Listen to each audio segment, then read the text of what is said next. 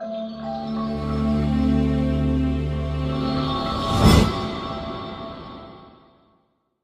शिव गुरु हैं, आदि गुरु हैं, गुरुओं के गुरु हैं, जगत के गुरु हैं।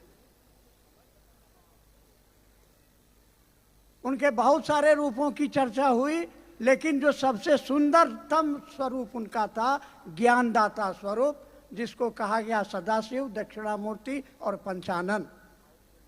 हमारे साहब श्री हरिंद्रानंद जी ने, कि मैं उनका शिक्षक रहा, प्रोफेसर रहा, वो मेरे विद्यार्थी रहे। कुछ ऐसा संजोग आया कि 1966 में वो मेरे विद्यार्थी बने, मैं उनका प्रोफेसर। लेकिन अध्यात्म की दुनिया में वो मुझको पकड़ करके ले जाते थे। एक रात श्मशान, दूसरी रात कब्रिस्तान, और हम लोग साधना किया करते थे, और ये सिलसिला चलता रहा। साहब श्री हरिंद्रानंद जी की एक ही तलाश थी, चमत्कार सीखने की। और इस तलाश में वो लगातार तरह तरह के साधुओं, अवगुणों, घुमक्कड़, अपने को सदगुरु कहने वाले गुरुओं का शिष्यत्व ग्रहण किया। और 15 वर्षों की यात्रा के दौरान उन्होंने पाया कि मुझको कुछ मिला नहीं, मैं ठगा गया। क्या तलाश है ये भी पता नहीं है, लेकिन जो मिल रहा है वो मेरे मन के लायक नहीं है। ये खूबसूरती, ये अच्छी तरह से पता था। और तब 1974 की एक आधी रात, पटना के निकट स्थित आरा के बगल में बहती हुई गंगा, गांगी श्मशान में बैठे हुए अकेले, रात के 2 बजे, मन में विचारों का बवंडर, क्या खोया क्या पाया। अचानक एक ख्याल उनके मन में आता है कि सारे शरीरधारी गुरु कहते हैं कि गुरु भगवान होता है। और तब उनको याद आता है श्लोक, गुरुर् ब्रह्मा गुरुर् विष्णु गुरुर्देवो महेश्वर गुरु साक्षात परब्रह्म तस्मै श्री गुरुवे नमः। और याद आता है कि पिताजी माँ को कहा करते हैं कि भारतवर्ष के अध्यात्म में शिव को ईश्वर कहा जाता है, आत्मा कहा जाता है, परमात्मा कहा जाता है। तो उन्होंने कहा, लिखा भी है और मुझसे भी कहा कि मैं नहीं जानता था उस समय में कि यह शिव ही गुरु है, शिव ही आदि गुरु है, शिव ही जगत गुरु है। मैंने तो उनको भगवान समझ के गुरु माना था। और क्यों माना था? चमत्कार सीखने के लिए। क्या चमत्कार? तो हम लोग श्मशान में, कब्रिस्तान में बैठ के साधना के बाद रात के 3 बजे बैठे हैं, तो सोचा करते थे कि सिद्धि होगी, लोग आएंगे हमारे सामने में, जलता रहेगा, लोग आएंगे, बाबा बहुत तकलीफ में है, उठाएंगे भावुत, कहेंगे जा बच्चा तेरा भला होगा। मात्र ये चमत्कार सीखने की लालसा थी। और उन्होंने शिव को गुरु माना था। और जो जिंदगी के 15 ऐसे दर्द भरे जीवन को जिया था, जहां धोखा मिला था, फरेब मिला था, तो उन्होंने मन ही मन कहा कि हे महादेव सुनिए, आपको गुरु तो मैंने मान लिया है, लेकिन मैं बहुत धोखा खाया हुआ आदमी हूँ। अब और मैं धोखा खाना नहीं चाहता हूँ। अब लो न सानी, अब लो न सही हूँ, अब मैं धोखा नहीं खाना चाहता हूँ। इसलिए मेरी 3 शर्त। नंबर 1, आसमान से उतरोगे उस रूप में जो तस्वीरों में दिखते हो, गुरु नहीं मानूंगा। क्योंकि मैंने देखा है श्मशान के अंधेरी रातों में आसमान से उतरते हुए, और बाद में पता चलता था कि ये प्रेत हैं, ये लोग शिव का रूप धारण करके आते हैं। दूसरी शर्त, आदमी बन करके आओगे, कहोगे कि मैं ही महादेव हूँ, मैं आपको गुरु नहीं मानूंगा, खुश रहिए चाहे नाराज रहिए। रावण साधु बन करके आया, सीता मैया को उठा के ले गया, कौन भरोसा है असली कौन नकली कौन। इसलिए तीसरी शर्त, अब आपको गुरु माना, सीखेंगे तो तुम ही से सीखेंगे। उन्होंने शिष्यानुभूति में लिखा, ज्ञान प्राप्ति की उत्कट अभिलाषा का अस्थायित्व शिव गुरु से ज्ञान की प्राप्ति कराता है। उनके पास कहा कि मुझ में कोई श्रद्धा नहीं थी, कोई विश्वास नहीं था, अगर था तो एक संकल्प था, एक विचार था। वह विचार था सीखेंगे तो तुम ही से सीखेंगे, अब यह सर किसी और के आगे नहीं झुकेगा। और नतीजा क्या हुआ? नीलम दीदी ने मुझको बताया था कि उन दिनों अकेले बैठ के रोते थे, साहब कहाँ जाएं, किताबें नहीं बता रही हैं कैसे शिव को अपना गुरु बनाया जाए, कोई व्यक्ति नहीं मिल रहा है जो राह दिखाता कि ऐसे करो शिव गुरु मिल जाएंगे। बैठ के रोते थे और तब चमत्कार हुआ। ये पहली घटना। मैं फिलॉसफी का प्रोफेसर, मैंने वेद पढ़ाया, उपनिषद पढ़ाया, सारे धर्म पुस्तकों को पढ़ा और पढ़ाया, लेकिन यह अद्भुत घटना शिष्य की शर्तों पर गुरु ने काम किया। 1 साल के बाद मुजफ्फरपुर के तुर्की नामक स्थान पर अपने पिताजी के बंगले के सामने बैठे हैं, शाम को आम के पेड़ के नीचे कुर्सी पर, हाथ में चाबी का गुच्छा, और कुछ सोच रहे होंगे। अचानक लगा कि जो सांस अंदर जा रही है तो नमः गया, और जो सांस निकली तो शिवाय, और मुंह से निकल पड़ा रे रे रे रे यह तो खोजत रहनी, और हाथ की चाबी नीचे गिरी। ये इतनी ऊंची आवाज थी कि दूर बैठी माँ आंगन से पूछ रही हैं कि का भुलाइल रहल है। 2 बार जब उन्होंने रिपीट किया तब इनका होश आया, चाबी उठाई और कहा चाबिया गिल हुई है। आध्यात्मिक, और कोई कुछ नहीं, कोई आदेश, कोई निर्देश नहीं, इनके अंदर एक शक्ति आ गई। क्या?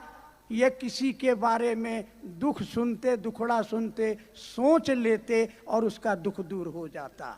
ऐसी कुछ घटनाएं हुई तो मन में एक भय जगा कि कहीं कहीं किसी जिन्न ने, किसी प्रेत ने तो मुझको नहीं पकड़ लिया है। इसलिए केवल अपनी धर्मपत्नी दीदी नीलम आनंद को बताया कि शिव को मैंने गुरु माना। 8 वर्षों तक किसी को नहीं बताया।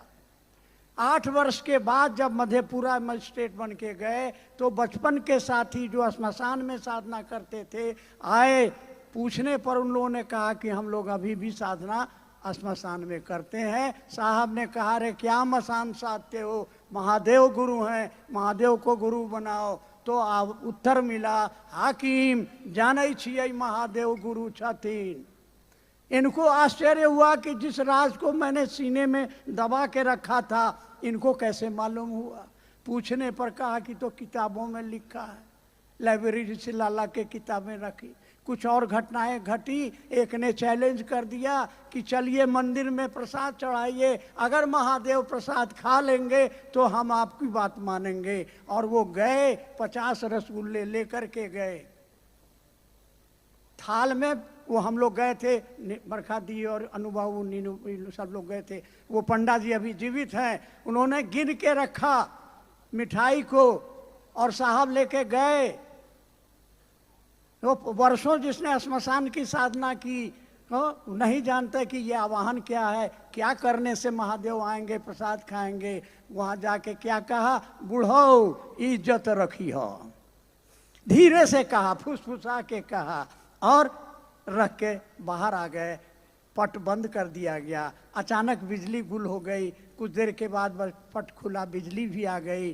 पंडा जी ने उठाने गए, देखा थाल जो रखी थी पूरा पश्चिम चली गई थी।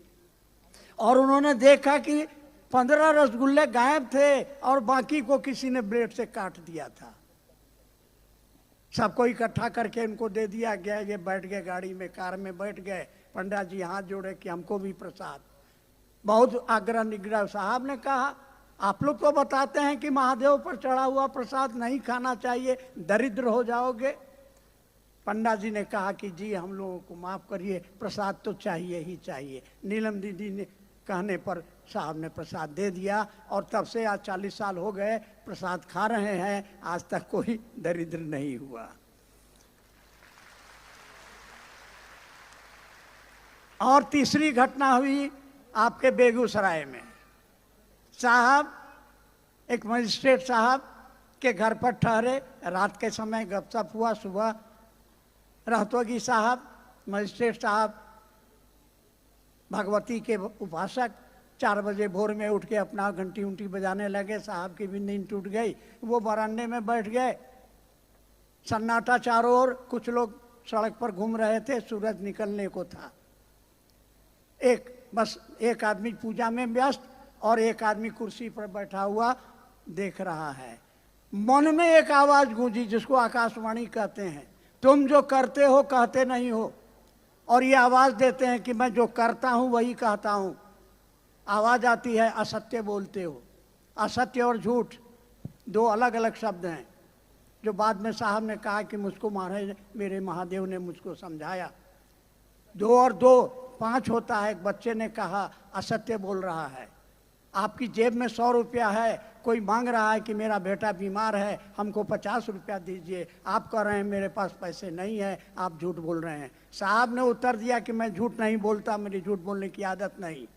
आवाज ने कहा क्या करते हो? इन्होंने उत्तर दिया कि मैं लोगों को शिव का शिष्य बनाता हूं। करने के लिए क्या कहते हो? आवाज ने पूछा और साहब चुप हो गए। समझ में आ गया, क्योंकि उन दिनों समझाते थे पलथी मारो, ध्यान करो, सहस्रार चक्र पर महादेव को नमः शिवाय से प्रणाम करो। चुप लगा गए। आवाज ने कहा जो करते हो वही करने को कहो। तब इन्होंने कहा क्या महादेव को प्रचार की जरूरत है? और इसके उत्तर में एक छोटा वाक्य सुनाई दिया, जिसको सुनते ही समझ में आ गया कि ये मंत्र क्या है, ये तंत्र क्या है, ये यंत्र क्या है। रहतोगी साहब उसी समय आ गए, चाय की प्याली लिए हुए, सारा किस्सा सुन लिया और उन्होंने कहा कि अरे हम लोग क्या जानते हैं कि महादेव की बात करेंगे। और वो वाक्य साहब ने कहा मैं भूल गया, रहतोगी साहब ने कहा भूल गया। ये 3 घटनाएं हमारे सामने साहब ने 3 सूत्र बना के दे दिया। पहला सूत्र में दया मांगना, दूसरे सूत्र में चर्चा करना और तीसरे सूत्र में अपने गुरु को प्रणाम करना। ये नमः शिवाय मिला था 75 में, तुर्की में मिला था। और दया मांगा था उन्होंने 82 में, कहाँ? मधेपुरा के उस मंदिर में, सिंहेश्वर स्थान। और उनको निर्देश मिला था जो करते हो दूसरों को करने को कहो। इसको उन्होंने सिस्टमाइज किया, कहा कि देखो भैया पहले शिष्य बनो और शिष्य बनने के लिए गुरु से दया मांगो। यह मूक संवाद प्रतिदिन संप्रेषित करो कि हे शिव आप मेरे गुरु हैं, मैं आपका शिष्य हूं, मुझ पर दया कीजिए। दया कीजिए कि मेरा मन समझे कि आप मेरे हैं। बस इतनी सी समझ, यही वो चाबी है जिससे ये आध्यात्म का ताला खुजेगा। क्या? कौन है वो शिव? कौन है वो शिव? मैं अक्सर क्षेत्रों में पूछता हूं कि कौन है शिव, और आवाज नहीं निकलती है। बगल वाले से पूछेंगे कि बगल में बैठा ये कौन है? मेरा बेटा है, मेरा पति है। आप अपनी चप्पल पहचान लेते हैं कि मेरी चप्पल है। महादेव कौन है? देख लीजिए। ये हमारी समझ में आए, और ये समझ आएगा गुरु की दया से। इसलिए बिना गुरु की दया के, साहब ने कहा ये शिव की शिष्यता गुरु की दया से प्राप्ति का मार्ग है। तो पहले शिष्य बनिए, क्योंकि गुरु की दया मात्र शिष्य पर ही उतरती है। जैसे आप अपना शिष्य भाव देंगे, आपके अंदर बैठा हुआ गुरु भाव सक्रिय हो जाएगा। जिस डिग्री पर आप शिष्य भाव देंगे, उस डिग्री का गुरु भाव आपके अंदर जग जाएगा। इसीलिए वो जगत का गुरु है। साहब श्री ने आध्यात्म की दुनिया में कुछ परिवर्तन किया। आज तक हमारे आध्यात्म की दुनिया में था कि मोक्ष मूलम गुरु कृपा। साहब ने कहा कि मोक्ष की प्राप्ति, भोग और मोक्ष तो कोई सदगुरु मात्र अपनी दया से आपको दे देगा। कृपा का माने करो तब पाओ, यहाँ करना नहीं है। दया पाने की स्थिति में जाना है, और दया मिलेगी, गुरु की दया मिलती है। शिष्य बनिए, और शिष्य बनने के लिए अस्थाई शिष्य भाव कैसे पैदा होगा, इसके लिए उन्होंने साइकोलॉजिकल प्रोसेस दिया। ये 3 काम करना है। हम लोग बोलते हैं, मंच से भाषण देते हैं, साहब ने 3 सूत्र दिया है, चर्चा दया नमन, चर्चा दया नमन। साहब ने साफ साफ शिष्यानुभूति में लिखा ये तीनों काम करना है। Do it, do it, do it. जब तक आप करेंगे नहीं, वो परिणाम नहीं मिलेगा जो आपको मिलेगा। क्या मिलेगा? गुरु ज्ञान देते हैं। ज्ञान माने क्या? मैं फिलॉसफी का professor, dean faculty of humanities 3 साल रहा। समझते थे। साहब ने समझाया कि ज्ञान, गुरु ज्ञान देता है, ज्ञान माने समझ। क्या समझ देता है? रहना नहीं देश वीराना। ये समझ आ जाए तो ये हड़हड़, ये कचकच, ये लड़ाइयाँ, ये झगड़े सब खत्म हो जाएंगे। ये समझ गुरु देता है। क्या समझ देता है? बस 2 मिनट और लेंगे। एक बार मैं कहीं से आया, 2 गुरु भाई साहब के पास बैठे थे। साहब ने कहा कि सर अब बूढ़े हो गए हैं, ए बुढ़ापा में आपको देखभाल कौन करेगा? पत्नी करेगी, बच्चे करेंगे या महादेव करेंगे? हमने इसको हास से समझा, हमने इसको बहुत हल्के में लिया। हम कहा पत्नी है, बेटा बेटी है, देखेगा। बहुत नाराज हुए, खाना नहीं खाया उस दिन उन्होंने। हमको जितना डांटे होंगे हम शब्द में। और इसके 6 दिन के बाद मेरा शुगर बढ़ के 500 हो गया। कहा कि जाइए आप घर जाइए, पत्नी देखेगी। और जब घर चले गए तो फिर फोन करके कहे कि जाइए भागलपुर हॉस्पिटलाइज हो जाइए। हॉस्पिटलाइज होने के लिए बेटा लोगों को कहा, कोई तैयार नहीं हुआ। किसी को फुर्सत नहीं मिल रही थी, छुट्टी नहीं मिल रही थी। तो एक गुरु भाई को पकड़ा, हॉस्पिटल में थे। फिर फोन गया, कहाँ है? हमने कहा हॉस्पिटल में। पत्नी है? हमने कहा जी ना। तो आपने कहा था कि पत्नी देखेगी। हम कहा जी गलती हो गई। बेटा है? हम कहा जी बेटवा भी नहीं आया है। तो आप बोले थे बेटा देखेगा। हम कहा जी गलती हो गई। तब बोले कि कौन है आपके साथ? हम कहा गुरु भाई लोग हैं। मैं गौतम को भेज रहा हूँ। गौतम मेरा बेटा है, गौतम को भेज रहा हूँ। मत समझिएगा कि आपका बेटा है, मैं शिव शिष्य को भेज रहा हूँ। और जब गौतम भागलपुर आए, मैंने उनको प्रणाम किया।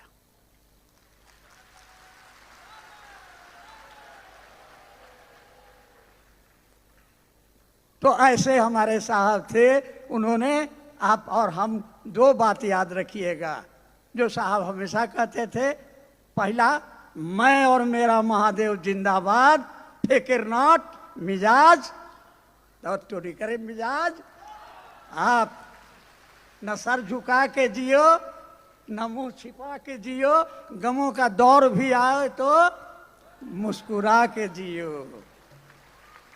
और दूसरी बात, अंतिम बात, साहब ने हर बार हमको कहा, अकेले में रहे या बाद में रहे। एक बात और याद आ गया। हमने एक बार उनसे पूछा था कि आपका महादेव कैसा है? तो उन्होंने क्या कहा था? बड़ी महत्वपूर्ण बात है, इसको याद रखिए। महादेव सड़ा हुआ मांस का लोथड़ा है, तो क्या करें, फेंक दें? अरे जैसा है मेरा है। इस बात को मत भूलना।